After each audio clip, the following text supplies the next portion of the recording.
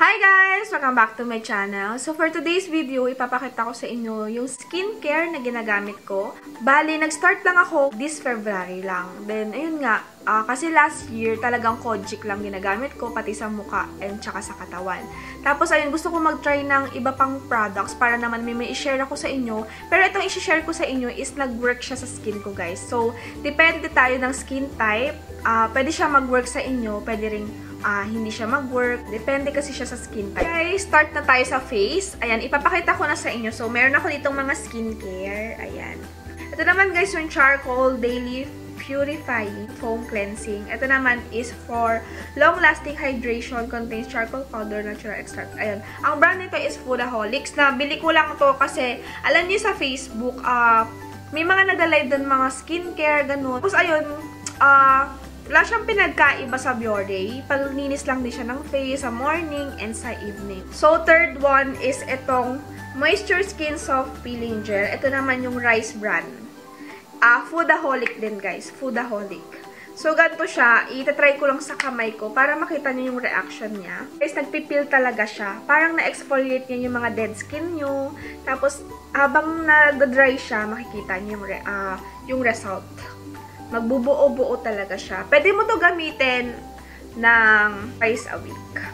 Twice a week. Yan. Nakikita nyo guys. Ayan. Ganyan yung reaction niya. Pag nilagay natin sa face natin. Ganun. Para na din tong nagiging moisturizer. Ayan. Nabili ko to for 180 pesos lang din. Kasi naka-sale siya. Pero pag hindi mo siya, pag hindi siya naka-sale, mabibili mo siya 250. Pero alam ko guys, sa Altea, meron din sila mga Korean skincare talaga. Siguro pag ginamit mo yung skincare ng mga Korean, pag ano lang talaga, matyaga ka lang talaga, gaganda talaga yung skin mo. Kasi halos lahat ng skincare nila is, ayun nga, maganda. Tsaka maganda yung naging result sa skin. So, yun. Tapos, after nyan, parang i-ano mo lang siya, itatap mo lang siya. Basta, ang smooth niya na hindi siya dry. Ganun yung feeling nito, Rice brand. Kaya, sinama ko na rin siya kasi okay na okay din siya. Next naman is itong, nagiging fan na ako ng Biore. Ito pala is product ng Japan, kung hindi kayo familiar. Pero lahat naman to guys, ilalagay ko sa description box para in case na gusto nyo i-try, diba? Hindi kayo mahirapan maghanap ko ano bang name. Ayan yung mga label, ganun. Itong Biore UV Aqua Rich Watery Essence. Ginagamit ko to bago ako mag-apply ng makeup or after ko maligo. Ginagamit ko, nilalagay ko siya sa face ko. Kasi namang-moisturize niya yung face ko. Kasi diba after mo maligo, medyo may pagka-dry na yung mukha natin. So, ito yung ginagamit ko. Tsaka after ako mag-apply ng makeup. Ito. Biore UV Aqua Rich Watery Essence. Minsan nagsusold out to guys sa Watsons. Sa Watsons, nagsusold out siya. Bali, hoard ako nito. Marami akong binili sa HK. Siguro 5 ata binili ko nito. Yan, Biore. Pero 498 pesos. Pero mas mura siya sa HK. Meron ding mas malaki nito. Next naman is etong Garnier. Yan. Ito yung ginagamit ko pang tanggal ng makeup. Meron din silang blue pag oily skin ka. And ito naman is for sensitive skin. Itong kulay pink. Micellar Cleansing Water. So, ito yung ginagamit ko. Yan. So, nighttime, ito namang Garrison 9 Complex Horse Oil from Germany. Taray, Germany girl. Ang bango niya guys. Ito. Nawala na kasi yung lalagyan. Pero ito yung inclusion niya. Ipapakita ko na lang yung kasama niya. Meron din siya kasamang spatula para hindi mo siya kinakamay, diba? Para, ayan, pag-apply mo siya sa mukha mo, malinis, diba? Kasi pag kamay, parang wala nang hygiene eh. Kaya meron siyang spatula. So, ito naman, ang purpose nito is papalitin niya yung pores ng mukha natin. Then, parang binabanat niya yung mukha mo. Kasi, yung na-try ko to, medyo umiinit siya sa mukha. Pero yun yung reaction niya eh. Kalilesen niya yung pimples. So, yun. Kaya, okay to. Simula na na-try ko to, lagi ko na siya ginagamit for nighttime. Kasi, trinay ko siya sa morning. Nag-oily talaga yung mukha ko na super dewy talaga. As in, parang nagmamantika. Kaya, mas okay siya gamitin sa gabi. So, next, ito naman guys, yung Jeju Mayo Cream. Kung makikita nyo, meron siyang course dyan. Tapos, yan.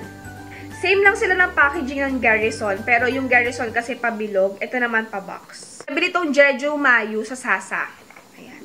Jeju Mayo Cream. Ito medyo mahal siya kasi meron siyang whitening and anti-wrinkle. Unlike sa isa, pwede siya sa akin. Wala pa naman tayong wrinkles, ganun. Ayan, ito naman, okay naman din to. Pili ko na rin kasi gusto kong matry kung ano ba pinagkaiba nila kasi mas mahal to eh. Pero sa amoy, mas mabango to. Cream, same lang din sila ng loob. Meron din silang spatula. So, ayun. 790. High Moisturizing Cream, which provides moist and healthy skincare to dry and crumbly skin. Containing Jeju Mayo Horse Oil. Ayan, may horse oil din siya, guys. Whitening and anti-wrinkles. So, yan. Sana matry nyo to, guys. Lalo na pag medyo nagbe-breakout kayo, marami kayong pimples, o kaya malaki yung pores nyo. Ayun, okay na okay tong Jeju Mayo. Sa skincare ko, hindi to mawawala sa skincare ko, guys. Lagi to andito. Ito yung Kojisan. Hindi ito sponsored. Hindi ako sinusponsor. Hindi ako pinapadala ng Kojisan ever since. Kahit ito, honestly, review ko lang to sa kanila. Kahit wala tayong natatanggap sa kanila. Yan. Kasi super ganda. Nag-work siya. Ang kailangan mo lang, kasi yung iba hindi naniniwala. Nakakaputi yung Kojic, guys. Nakakaputi yung Kojic. Kung gusto nyo gawa ako ng video ng glow up story, ganun. Glow up story video. Comment down below lang kung gusto niyo makita yung mga before kong pictures. Natin, papakita ko dito sa video. Susunod-sunurin natin yan. Kung paano nag-glow up. Kung paano naging ganto. Kailangan mo lang talaga ng patience. Tsaka kailangan continuous. Kasi, meron akong video. Pero dati pa yon. Tapos, may nag-comment, sabi niya sa akin, 1 week na ako gumagamit ng Kojic, pati hindi pa rin ako pumuputi. Nakakaloka, girl. Hindi lang yun 1 week. Siguro mga 1 taon bago pumuti. Ayun. Matagal ko rin siya ginamit, guys. Siguro simula, nag-start ako ng college. First year college, nagko-Kojic na ako. Then, hanggang ngayon, nagko-Kojic pa rin. Kojic. Tuloy-tuloy lang. Pero ngayon kasi medyo umitim ako. Umitim na ako sa lagay na to. Nakakaputi kasi yung camera. Fujifilm X-A3, nasa settings niya kasi. Iba kasi yung quality niya. Parang nakakaputi talaga. Tsaka sa ilaw. Misa kasi sa ilaw, ganun. Hindi ako sobrang puti. Yung saktong puti lang. Medyo maputi lang ako tignan sa camera kasi may ilaw ako, may ring light ako. Kaya, kala nyo sobrang puti. Pero yung pumuti ako, kung i-compare mo sa dati, pumuti na ako, guys. Pumuti na. Ako. Simula na nag-Kojic ako, hindi to sponsored, guys. Kinikwento ko lang sa inyo yung naging reaction sa akin ng Kojic. Kasi super love ko talaga yung Kojic. Grabe. Kahit nagpipil na ako, kahit ang sakit na, gano'n. Kasi minsan ang sakit eh. Ang sakit, mahapdi siya. Siyempre, Kojic siya, diba? Yun, na okay din siya. Kasi parang ayun na yung reaction niya sa balat ko eh. Yun. Tapos tinitiis mo lang, gano'n. Tiis ganda, gano'n. So, ayun, hindi ako nagpapaaraw, takot ako sa araw, ganun. Once na nag-Kojic ka, kasi mabilis kang iitim. Kaya kailangan pa nag-Kojic ka, laging ka magpapayong. Kasi, the more na nagpapaaraw ka, the more na mas lalo siyang iitim sa'yo. Kasi, may ginagamit ka, tapos magpapaaraw ka. Tapos, ayun, yung una, dati, hindi ako nag-lotion. Talagang Kojic, hinahayaan ko lang mag-dry yung skin ko, ganun. Kasi, yun yung nagiging reaction niya eh. Then, yun nga, trinay ko ngayon yung Kojisan Body Lightening Lotion. So, after ko mag-Kojic, gumagamit ako nitong lotion nila. Same lang din ang brown, Kojisan lang din. Meron ako itong charcoal nose pore strips. Kung familiar kayo dito, guys, nabili ko to sa Watsons. Pag malinis na talaga yung mukha mo, ganun, wala lang talagang kahit ano, ginagamit ko to sa whiteheads, pampatanggal ng whiteheads. So, yun. Okay na okay dito kasi super effective niya. Tsaka, isang ganun mo lang. Kailangan pataas yung hugot mo, pataas, girl, pataas. Kasi yung minsan, kasi yung iba, pag gumagamit ito, mali yung paggamit, kaya walang nakukuha. Sabi nila, hindi na effective. So, yan, nasa sa inyo na yung technique. Kaya kailangan lagi pataas paggamit. Yun lang, guys. Ayun na yung mga skincare ko. Sana nakatulong ako sa inyo. Sana matry nyo din siya. At saka, sana ma-share nyo sa akin if naging effective ba sa inyo. Or kaya, kung na-try nyo itong mga skincare, ayun.